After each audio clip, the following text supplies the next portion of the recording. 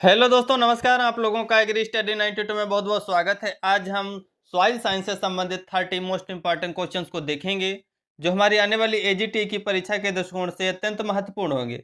इसमें हमारा पहला प्रश्न है, मृदा के जल धारण क्षमता को बढ़ाने के लिए किस प्रकार का कार्बनिक पदार्थ मिलाया जाता है। अगर सॉइल में हमें वाटर धारण क्षमता बढ़ानी है तो हम कौन सा कार्बनिक मैटर मिलाएंगे। ऑप्शन नंबर ए है राख, बी सैंड, सी ह्यूमस, डी लाइम। तो इसका राइट ऑप्शन हो जाएगा ऑप्शन नंबर सी।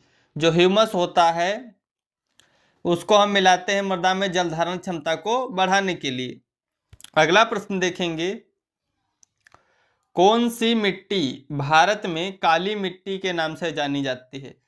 काली मिट्टी भारत में कौन सी नाम से जानी जाती है। जलोढ़ मिट्टी, लेटराइट मिट्टी, रेगुर मिट्टी, रेतीली मिट्टी। तो इसका राइट ऑप्शन हो जाएगा ऑप्शन नंबर सी। काली मिट्टी को रेगुर मिट्टी के नाम से भी जानते हैं। ये कपास के लिए अत्यधिक अच्छी मानी जाती है। अगला प्रश्न देखेंगे, मृदा संरचना निर्धारित होती है। मृदा संरचना निर्धारित होती है किसके अनुपात से। बालू, सिल्ट, क्ले यानी चिकनी मिट्टी के अनुपात से, जैविक पदार्थ, खनिज पदार्थ, पानी और हवा, डी है चट्टान और खनिज। तो इसका राइट ऑप्शन हो जाएगा ऑप्शन नंबर ए। मृदा संरचना जो होती है किसके अनुपात से निर्धारित होती है। अरेंजमेंट ऑफ सॉइल पार्टिकल, बालू, सिल्ट, क्ले। इसका राइट ऑप्शन हो जाएगा ऑप्शन नंबर ए। अगला प्रश्न देखेंगे, मिट्टी बनने की प्रक्रिया को कहते हैं। सॉइल फॉर्मेशन की प्रोसेस को क्या कहते हैं। इरोजन बोलते हैं, वेदरिंग बोलते हैं, पैडोजेनेसिस बोलते हैं, डिकम्पोजिशन या विघटन बोलते हैं। तो इसका राइट ऑप्शन हो जाएगा, जो मिट्टी बनने की प्रक्रिया है उसको बोलते हैं पैडोजेनेसिस। सी ऑप्शन राइट हो जाएगा। अगला प्रश्न देखेंगे, निम्न में से किस मिट्टी में जल धारण क्षमता सबसे अधिक होती है। किस मिट्टी की जल धारण क्षमता सबसे अधिक होती है। रेतीली मिट्टी, सिल्ट मिट्टी, चिकनी मिट्टी, दोमट मिट्टी।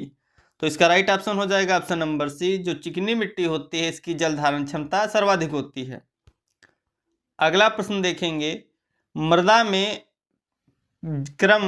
किस मृदा क्रम या सॉइल आर्डर में जैविक पदार्थ की मात्रा अधिक होती है। किस सॉइल आर्डर में जैविक पदार्थ की मात्रा अधिक होती है और यह ठंडे नम क्षेत्रों में पाया जाता है।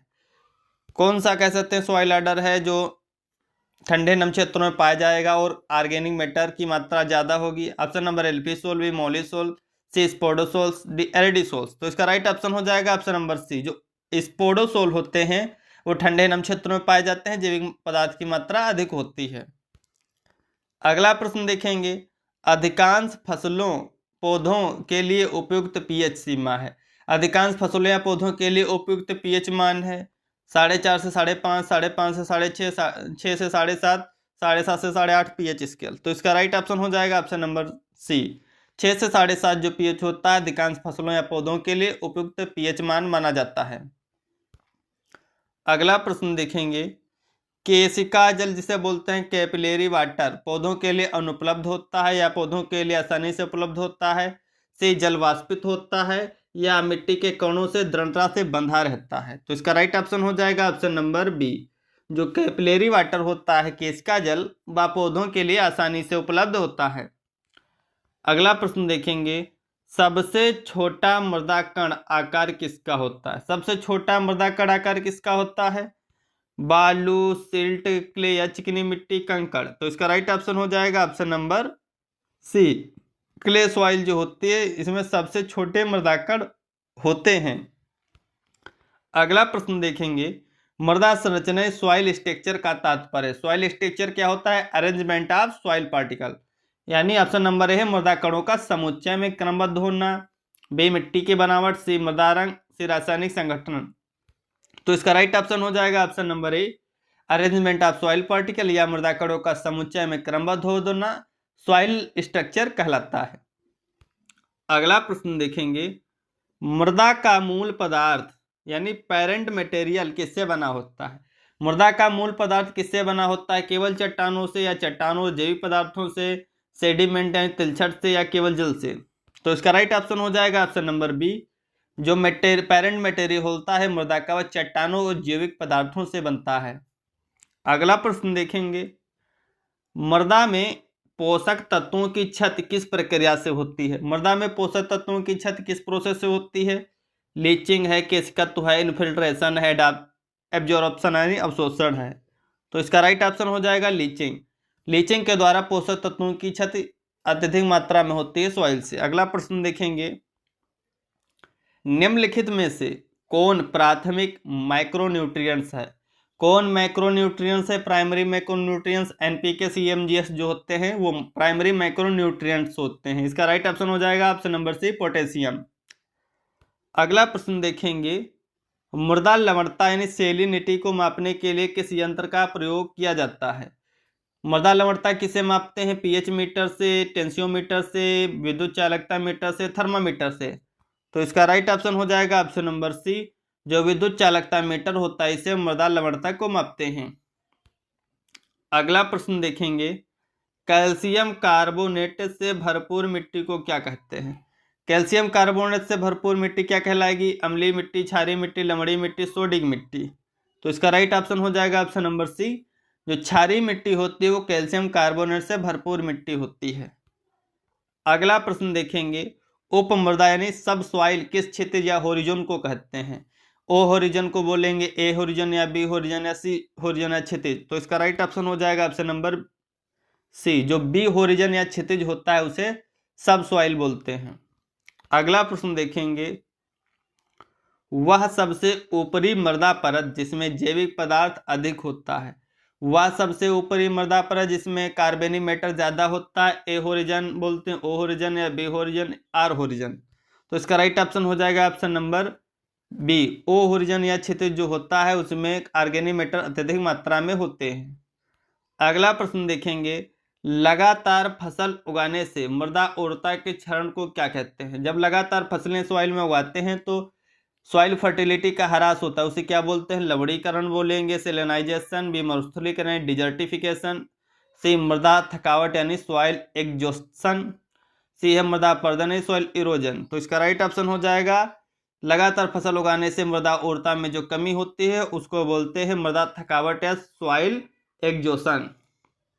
अगला प्रश्न देखेंगे, वह रासायनिक अपक्षय प्रक्रिया जिसमें खनिज जल के साथ अभिक्रिया करते हैं कहलाती है? वह कौन सी रासायनिक अभिक्रिया है जिसमें खनिज जल के साथ अभिक्रिया करते हैं? ऑक्सीकरण में, हाइड्रोलाइसिस यानी जल अपघटन, सी कार्बोनीकरण, सी है सबमिलेशन? तो इसका राइट ऑप्शन हो जाएगा ऑप्शन नंबर बी, जो है हाइड्रोलाइसिस यानी जल अपघटन। वह रासायनिक अपक्षय प्रक्रिया है जिसमें खनिज जो है जल के साथ अभिक्रिया करते हैं।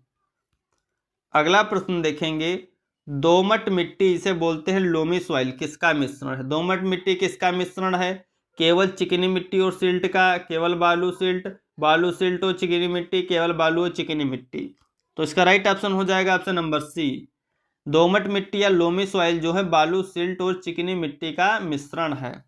अगला प्रश्न देखेंगे, निम्न में से कौन मृदा निर्माण का कारक नहीं है? मृदा निर्माण का कारक कौन है? क्लाइमेट है, मटेरियल, पैरेंट मटेरियल भी है, टोपोग्राफी भी है, लेकिन लेटीट्यूड इसका कोई संबंध नहीं है। इसका राइट ऑप्शन हो जाएगा डी, यानी लेटीट्यूड जो है वो सॉइल फॉर्मेशन से संबंधित नहीं है। अगला प्रश्न देखेंगे, निम्न में से कौन मृदा निर्माण का कारक नहीं है? हो गया है ये। अगला प्रश्न देखेंगे, मृदा छिद्रता यानी सॉइल पोरोसिटी का अर्थ है? सॉइल पोरोसिटी क्या बोलते हैं? मिट्टी में जैविक पदार्थ की मात्रा, खनिज कणों का क्रम, या मृदा आयतन में छिद्रों का अनुपात, या कणों का आकार? तो इसका राइट ऑप्शन हो जाएगा option number C, soil porosity से तात्पर्य होता है मृदा आयतन में छिद्रों का अनुपात क्या है। अगला प्रश्न देखेंगे, मृदा विज्ञान के जनक यानी फादर ऑफ सॉइल साइंस किसे बोलते हैं? ऑप्शन है Verghese Kurien, Vasily Dokuchaev, Norman Borlaug, M S Swaminathan? तो इसका राइट ऑप्शन हो जाएगा जो डॉकुचेव हैं, वासिली डॉकुचेव जो है फादर ऑफ सॉइल साइंस हैं। देखेंगे, वह प्रक्रिया जिसमें मृदा का सतही भाग पानी द्वारा हटाया जाता है कहलाती है? वाष्पन बोलते हैं, अपरदन बोलते हैं, वेदरिंग बोलते हैं, या सेडिमेंटेशन बोलते हैं? तो इसका राइट ऑप्शन हो जाएगा वह प्रक्रिया जिसमें मृदा सतही पानी द्वारा हटाया जाता है उसे बोलेंगे इरोजन। प्रश्न देखेंगे, कौन सा मृदा संघटक मिट्टी को उपजाऊ बनाने में मुख्य भूमिका निभाता है? कौन सा जो मृदा संघटक है मिट्टी को उपजाऊ बनाने में मुख्य भूमिका निभाता है? बालू है, ऑर्गेनिक मैटर है, कंकड़ है, सिल्ट है? तो इसका राइट ऑप्शन हो जाएगा ऑप्शन नंबर बी, जो ऑर्गेनिक मैटर है वो मिट्टी को उपजाऊ बनाने में भूमिका निभाता है। अगला प्रश्न देखेंगे, मृदा की भौतिक संरचना का प्रमुख निर्धारक कौन है? मृदा की भौतिक संरचना का प्रमुख निर्धारक कौन है? खनिज तत्व है, कण का आकार वितरण है, पोषक तत्व है, पीएच स्तर है। तो इसका राइट ऑप्शन हो जाएगा ऑप्शन नंबर बी, जो पार्टिकल साइज डिस्ट्रीब्यूशन होता है वो भौतिक संरचना को निर्धारित करता है। Thanks for watching, please like and subscribe my